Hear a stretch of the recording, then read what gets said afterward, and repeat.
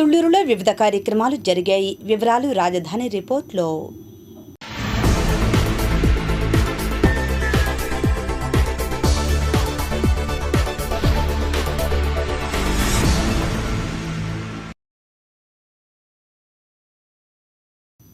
YSR party మాజీ హోంశాఖ మంత్రి మేకతోటి సుచరిత వెంకటపాలెం శ్రీ వెంకటేశ్వర స్వామి ఆలయంలో శ్రీ వెంకటేశ్వర స్వామిని దర్శించుకుని అనంతరం లడ్డూ ప్రసాదంపై చేస్తున్న ఆరోపణలు ఖండిస్తూ మీడియాతో మాట్లాడారు. ఈ కార్యక్రమంలో వైఎస్ఆర్ పార్టీ నాయకులు ఆలోకం సురేష్ రమణారెడ్డి, ఆలూరి శ్రీనివాసరావు, బి శివారెడ్డి, జొన్నకుటి ప్రశాంత్ తదితరులు పాల్గొన్నారు. శ్రీ వడ్డీ కాసులవాడు శ్రీ వెంకటేశ్వరుడి ఎన్నో కోట్లాది మంది భక్తులు అత్యంత నిత్యం వారి యొక్క పూజా కార్యక్రమాల్లో పంచుకుంటూ ఉంటారు. అదేవిధంగా తిరుపతి వెంకటేశ్వర స్వామిని దర్శించుకున్నటువంటి ప్రతి భక్తుడు తమ కోరుకున్నటువంటి కోరికలు, కుటుంబ సంక్షేమము చూసుకొని అందరూ ఆనందంగా తిరిగి వెళ్తూ ఉండేటువంటి పరిస్థితులు మనకు తెలుసు. కానీ స్వామివారి లడ్డూ ప్రసాదం ఏదైతే ఉందో దాన్ని ఆవు కొవ్వు, పంది కొవ్వు అన్నీ కలిపి దాన్ని అశుద్ధం చేశారు వైసీపీ గవర్నమెంట్లో అని చెప్పేసి ఒక పెద్ద నీలాపనింద వేసి మేము గుడ్డగాల్చి మీ మీదేస్తాము, మీరు తుడుచుకోండి అన్న విధంగా ఒక నింద వేయడం జరిగింది. ఎవరి మనోభావాలు దెబ్బతినకుండా మీరు ప్రభుత్వంలో ఉన్నారు కాబట్టి చూడాల్సినటువంటి అవసరం, బాధ్యత మీ మీద ఎక్కువ.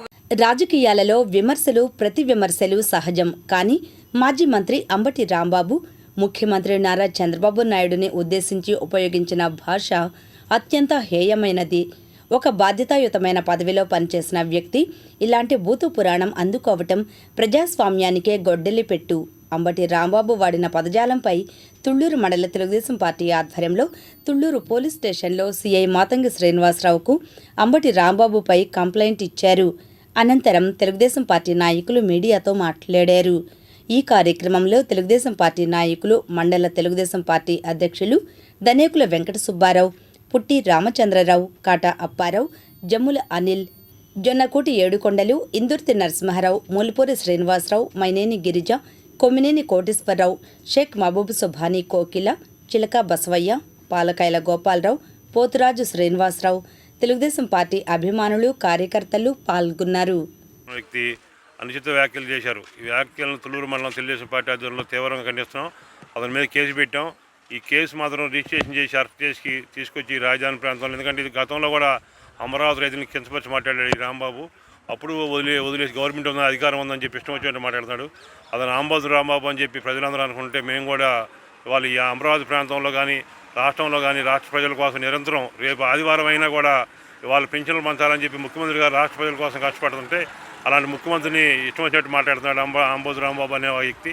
అలాంటి వ్యక్తిని ఎంబడే అరెస్ట్ చేయకపోతే మాత్రం తుళ్లూరు మండలంలో 2-3 రోజుల్లో ధర్నా కూడా చేసి బంధు కూడా పిలిపిస్తాం. తీసుకొచ్చి ఎంబటే రాష్ట్ర ప్రభుత్వం ఎంబటే అతను అరెస్ట్ చేయకపోతే రాజధాని ప్రాంతంలో మేము బంధుకు కూడా సిద్ధం చేస్తామని చెప్పి పార్టీ అందరూ ప్లాన్ వేసుకొని ప్లాన్ ప్రకారం కూడా బంధు పిలిపిస్తామని చెప్పి కోరుకుంటున్నాం. ముఖ్యమంత్రి వర్యులు గౌరవనీయులు శ్రీ నారా చంద్రబాబు నాయుడు గారిపై అంబటి రాంబాబు మరి అంతకుముందు మాజీ మంత్రి పదవి కూడా చేశాడు. అటువంటి వ్యక్తి ఈ రోజున ఒక ఉన్నత స్థానంలో ఉండి ఈరోజు రాష్ట్ర ప్రజలకి అహర్నిశలో కష్టపడుతూ రాష్ట్ర ఆర్థిక పరిస్థితిని నాశనం చేశాడు జగన్మోహన్ రెడ్డి ప్రభుత్వం గతంలో. మరి ఈ రోజున 24 గంటల్లో 18 గంటలు కష్టపడి దేశ విదేశాలు తిరిగి రాష్ట్ర ఆర్థిక పరిస్థితిని గాడిలో పెట్టి ఈ రోజున అమరావతి మహానిర్మాణం చేస్తూ ఒక పక్క పోలవరాన్ని నిర్మిస్తూ ఈ రోజున మరి ఎన్నో కంపెనీలను రాష్ట్రాన్ని తీసుకొచ్చి ఈ రాష్ట్రంలో ఉన్నటువంటి యువతకి అదేవిధంగా విద్యార్థులకి మంచి ఉద్యోగాలు కల్పిస్తూ రాష్ట్రాన్ని అభివృద్ధి పదంలో ముందుకు తీసుకెళ్తున్నటువంటి నారా చంద్రబాబు నాయుడు గారి మీద అంబటి రాంబాబు అనే ఒక ఆంబోతు రాంబాబు, అరగంట రాంబాబు, మరి సంబరాల రాంబాబు మరి బాబు గారి మీద అనుచితమైనటువంటి వ్యాఖ్యలు, అదేవిధంగా మరి అసభ్యకరమైనటువంటి వ్యాఖ్యలు చేయటం అనేది సిగ్గుచేటు, దురదృష్టకరం. అటువంటి వ్యాఖ్యల్ని తుళ్ళూరు మండల తెలుగుదేశం పార్టీ తరఫున తీవ్రంగా ఖండిస్తున్నాం. ఆ వ్యాఖ్యల్ని వెనక్కి తీసుకోవాలి. అదేవిధంగా అతన్ని అరెస్ట్ చేయాలని చెప్పి ఈ రోజున తుళ్ళూరు పోలీస్ స్టేషన్లో మరి ఈరోజు కంప్లైంట్ ఇవ్వడం జరిగింది. వెంటనే అతన్ని అరెస్ట్ చేసి అతని మీద కఠిన చర్యలు తీసుకోవాలని చెప్పి మేమందరం కూడా డిమాండ్ చేస్తున్నాం. అతని మీద చర్యలు తీసుకోకపోతే మరి ఇవాళ రేపట్లో చర్యలు తీసుకోకపోతే ఎల్లుండు ఇక్కడ మరి బంద్ కూడా నిర్వహించి ధర్నా కూడా చేస్తాం. మరి వెంటనే పోలీసులు చర్యలు తీసుకోవాలి. ప్రభుత్వానికి కూడా తెలియజేస్తున్నాం, వెంటనే అతని మీద చర్యలు తీసుకోవాలని చెప్పి మేమందరం కూడా డిమాండ్ చేస్తున్నాం. జై తెలుగుదేశం.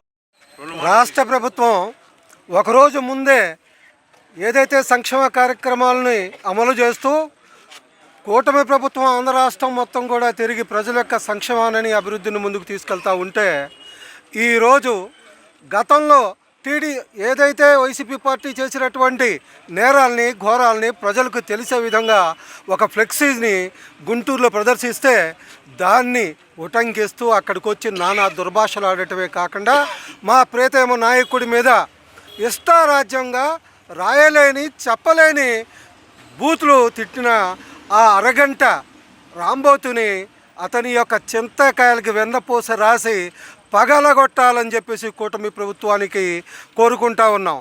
ఇక్కడ జరిగింది అదే రిపోర్టుని ఎఫ్ఐఆర్ చేసి అతన్ని అరెస్ట్ చేయాలని లేని తరుణంలో మండల పార్టీ మరియు జిల్లా పార్టీ యొక్క పిలుపు మేరకు తగిన చర్యలు తీసుకోవటానికి ముఖ్యమంత్రి గారి మీద అంబటి రాంబాబు గారు అనుచిత వ్యాఖ్యలు చేయటం, దాన్ని తీవ్రంగా తుళ్ళూరు మండలం తెలుగుదేశం పార్టీ తరఫున తీవ్రంగా ఖండిస్తున్నాం. తన్ని ఎమ్మటే అరెస్ట్ చేయాలని తుళ్ళూరు మండలం తరఫున మేమంతా కోరుకుంటూ ఈరోజు తుళ్ళూరులోనే పోలీస్ స్టేషన్లో రిపోర్ట్ ఇవ్వటం జరిగింది. ఈరోజు మాట్లాడిన మాటలకి మేము తీవ్రంగా ఖండిస్తున్నాము. అదేవిధంగా తుళ్ళూరు మండలం పోలీస్ స్టేషన్కి వచ్చి రిపోర్ట్ ఇవ్వటం జరిగింది. అతన్ని వెంటనే చర్యలు తీసుకొని అతని మీద తీవ్రంగా ఖండించాలి. అతన్ని లోపల వేయాలి, గట్టిగా చేయాల్సిందేను. ఈ అంబటి రాంబాబు ఎప్పుడూ ఇంతేను. బాబు గారిని అనే మాత్రపోడా అసలు అంబటి రాంబాబు అతనేంది, అతను బతికేంది. మా బాబు గారిని అంటే మాత్రం మేము ఊరుకోము. అతని మీద కఠిన చర్యలు తీసుకోవాలని కోరుకుంటూ తుళ్ళూరు మండలం తెలుగుదేశం పార్టీ. త్రిసభ్య కమిటీలో జరిగిన సమావేశంలో కేంద్ర మంత్రి పెమ్మసాని చంద్రశేఖర్ మాట్లాడుతూ రాజధాని గ్రామాలలోని తుళ్ళూరు, మందడం గ్రామాలలో గుండా రోడ్డు వెళుతున్న ఇళ్లు కలవారికి వారికి నచ్చిన విధంగా ప్లాట్లలో మెరకలు తోలి వారికి ఇష్టమైతేనే అక్కడే ఇస్తాం, లేకపోతే వేరే చోటైనా ఇస్తాం అని తెలిపారు. ఊరి మధ్యలో నుంచి ఏ రోడ్లు అయితే పోతున్నాయో అక్కడ ఇళ్ళు కోల్పోయే వాళ్ళకి కొన్ని ఇష్యూస్ ఉన్నాయి. వాళ్ళు ఏమడిగారంటే మాకు 5,000 ఎంతో రెంట్ ఇస్తా ఉన్నారు. రెండోది మాకు ఇస్తానన్న ప్లేసు లో లయింగ్గా ఉంది. మొన్న ఆయన ఒక వ్యక్తి కూడా చనిపోయారు బాధతోటి, గుండెపోటుతోటి. అక్కడ మాకు వద్దు, వేరే ప్రాంతంలో ఇవ్వమని అడిగారు. మేము వాళ్ళకి చెప్పేది ఏంటంటే సింగపూర్ టౌన్షిప్లో అట్లా ఇవ్వమని అడిగారు.